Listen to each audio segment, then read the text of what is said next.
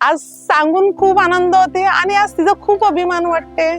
तर तिचे वडील त्यावेळेला बोलले होते, अगं शीतल, आता तू हे मुली मुली सांगते ना, पण हीच मुली आपलं नाव करणार.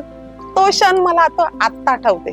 खरोखर मुलाची काय गरज, मुली जर असे करायला लागले तर.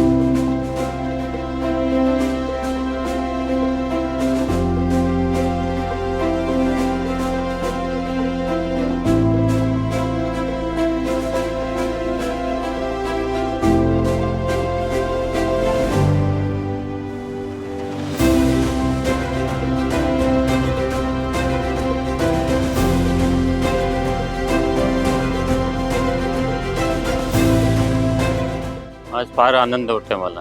हो, फार म्हणजे फार कष्ट केलंय तिने, फार मेहनतीशिवाय फळ नाही मिळणार. काय आपलं मेहनती कशी करायची आपण आपण समजावलं त्यांना पाहिजे. काय आई वडिलांना चांगलं शिक्षण दिलं तरच जाणार पुढे ना.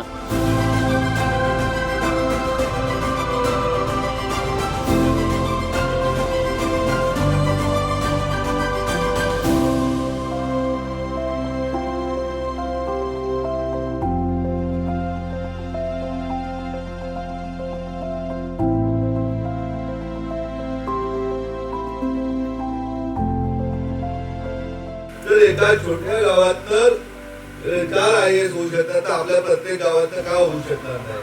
इथे बसलेल्या तायानो आपल्या मुलांना सांगा का परिस्थिती आपल्याला आडवी येणार नाही. आपण स्वप्न मोठी बघा.